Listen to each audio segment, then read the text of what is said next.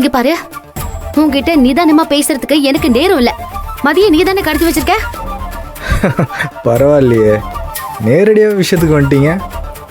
ஆமாம், நான் தான் கடத்தி வச்சிருக்கேன்.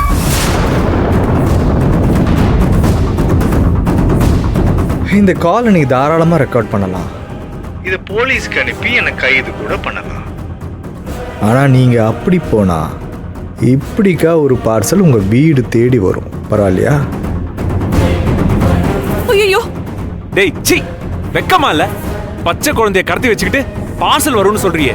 டேய், மதிக்கு மட்டும் ஏதாவது ஒண்ணு ஆச்சு உன்னை ஜெயிலுக்கு அனுப்ப மாட்டேன்டா, சமாதிக்கு தாண்டா அனுப்புவேன்.